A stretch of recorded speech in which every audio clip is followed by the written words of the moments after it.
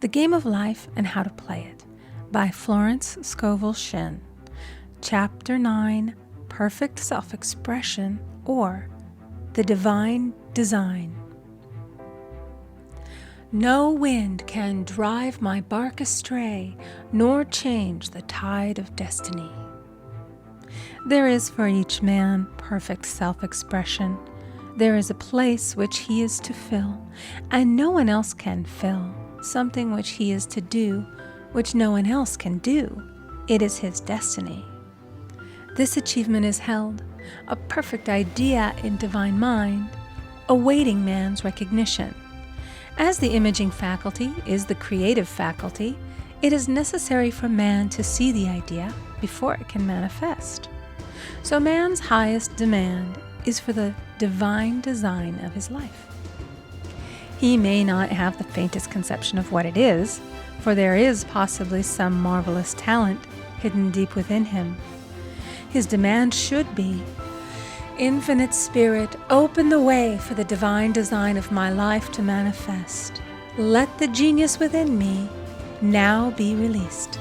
Let me see clearly the perfect plan. The perfect plan includes health, wealth, love, and perfect self-expression.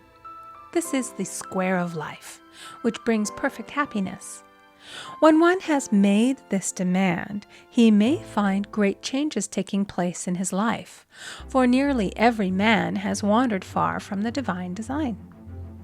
I know in one woman's case, it was as though a cyclone had struck her affairs, but readjustments came quickly, and new and wonderful conditions took the place of old ones.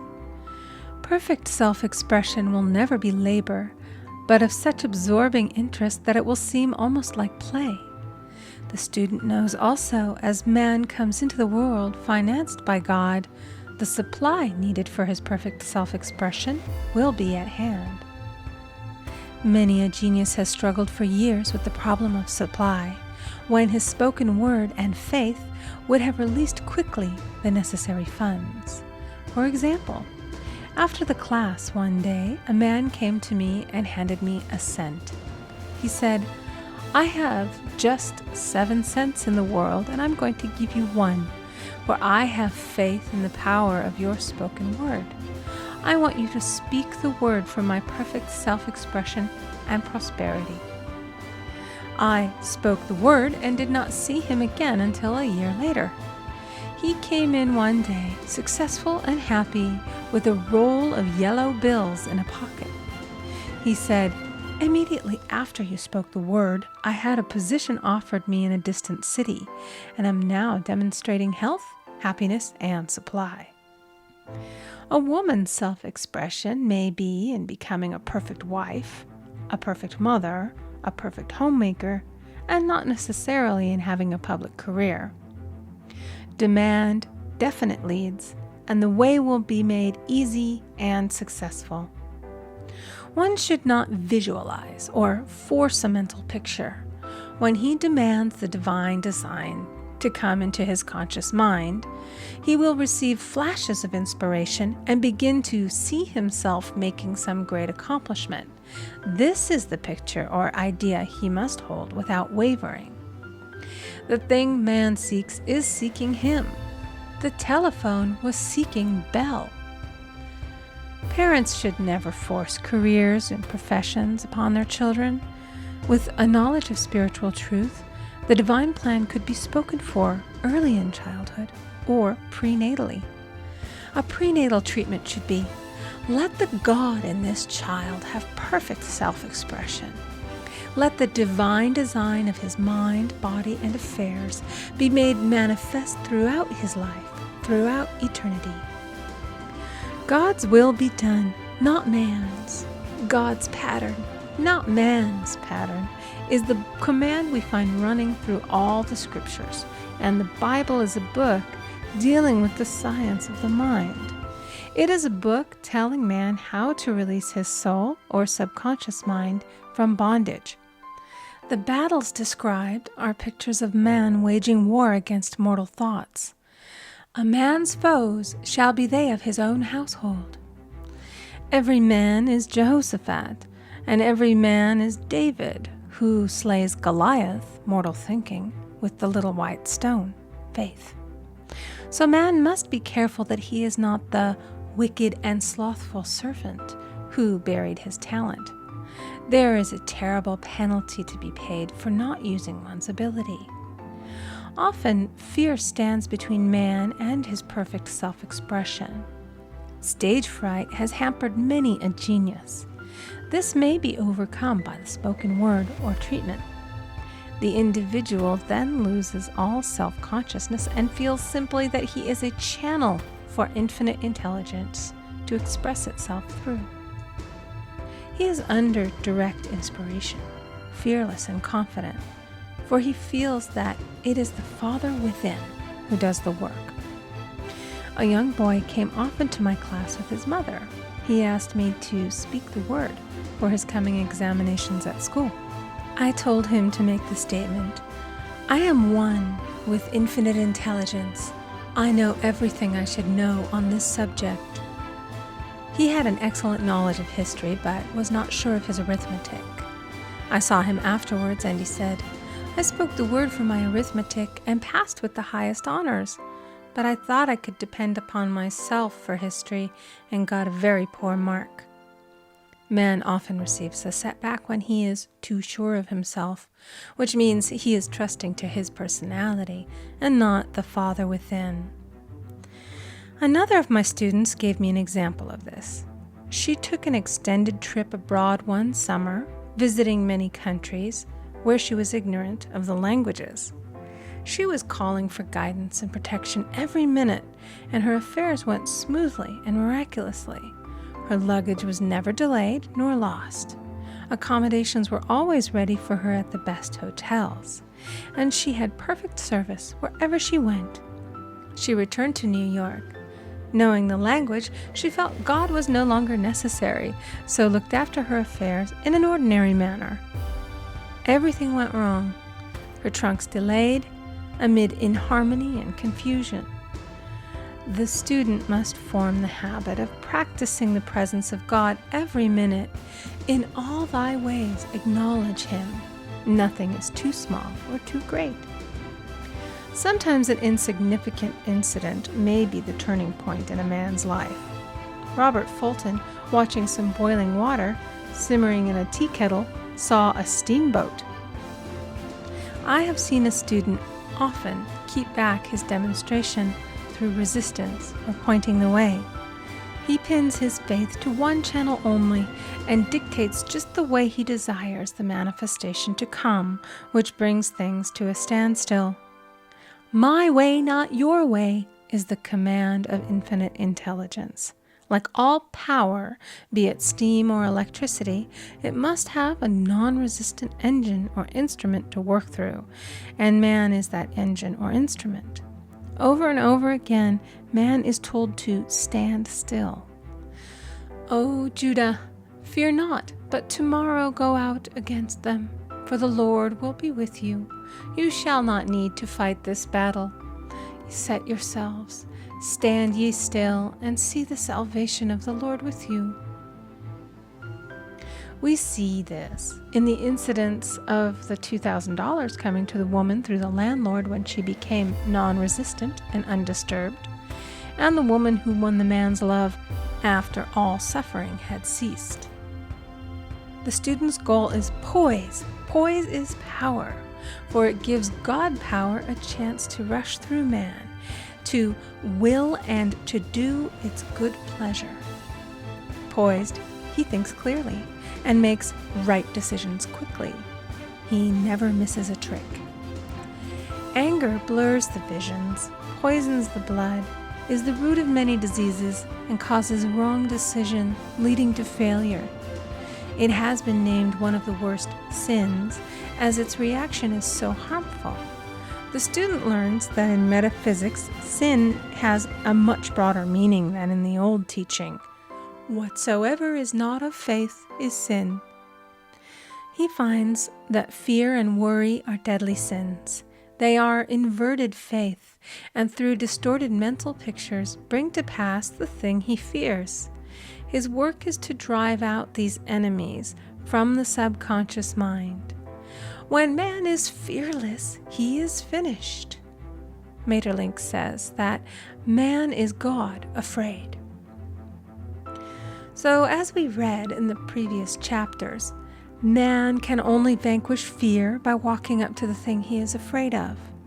When Jehoshaphat and his army prepared to meet the enemy, singing, "Praise the Lord, for his mercy endureth forever," they found their enemies had destroyed each other, and there was nothing to fight. For example, a woman asked a friend to deliver a message to another friend. The woman feared to give the message, as the reasoning mind said, "Don't get mixed up in this affair. Don't give that message." She was troubled in spirit, for she had given her promise. At last she determined to walk up to the lion and call on the law of divine protection. She met the friend to whom she was to deliver the message. She opened her mouth to speak it when her friend said, "So-and-so has left town." This made it unnecessary to give the message, as the situation depended upon the person being in town. As she was willing to do it, she was not obliged to. As she did not fear, the situation vanished. The student often delays his demonstration through a belief in incompletion. He should make this statement: "In divine mind, there is only completion. Therefore, my demonstration is completed. My perfect word, my perfect home, my perfect health." Whatever he demands are perfect ideas registered in divine mind and must manifest under grace in a perfect way. He gives thanks he has already received on the invisible and makes active preparation for receiving on the visible. One of my students was in need of a financial demonstration. She came to me and asked why it was not completed. I replied, "Perhaps you are in the habit of leaving things unfinished, and the subconscious has gotten into the habit of not completing. As the without, so the within." She said, "You are right. I often begin things and never finish them. I'll go home and finish something I commenced weeks ago, and I know it will be symbolic of my demonstration."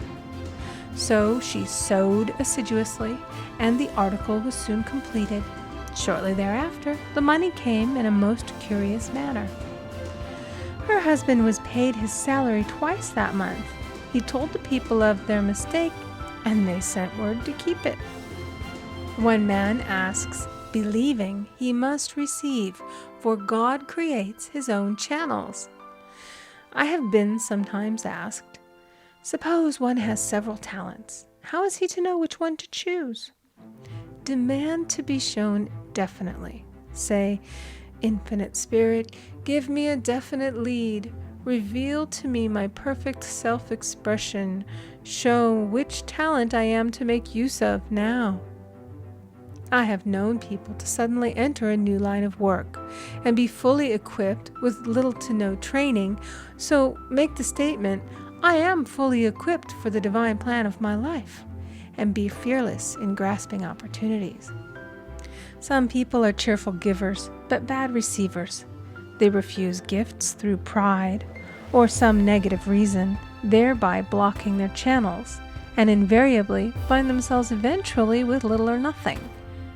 For example, a woman who had given away a great deal of money had a gift offered her of several $1,000s. She refused to take it, saying she did not need it. Shortly thereafter, her finances were tied up, and she found herself in debt for that amount. Man should receive gracefully the bread returning to him upon the water. Freely ye have given, freely ye shall receive.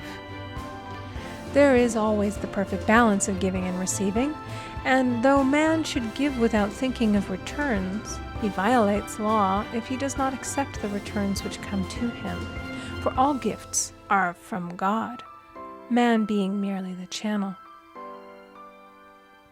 A thought of lack should never be held over the giver. For example, when the man gave me 1 cent, I did not say, "Poor man, he cannot afford to give me that." I saw him rich and prosperous with his supply pouring in. It was this thought which brought it. If one has been a bad receiver, he must become a good one, and take even a postage stamp if it is given him, and open up his channels for receiving. The Lord loveth a cheerful receiver, as well as a cheerful giver. I have often been asked why one man is born rich and healthy and another poor and sick. Where there is an effect, there is always a cause. There is no such thing as chance. This question is answered through the law of reincarnation. Man goes through many births and deaths until he knows the truth which sets him free.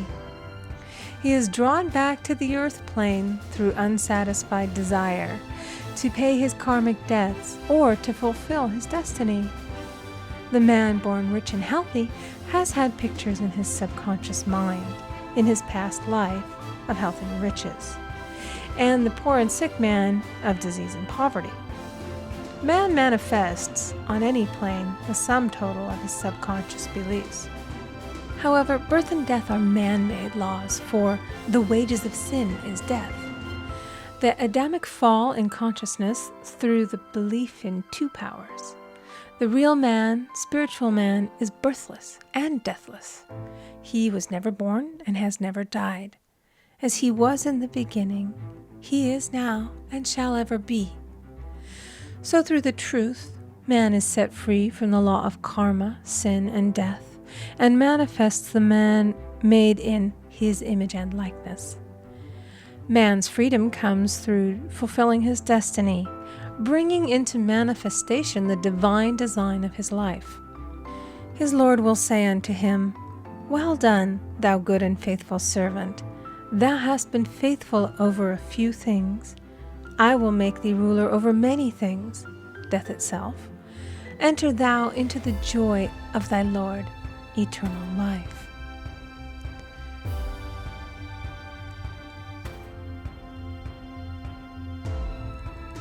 End of Chapter 9. Recording by Amy Conger.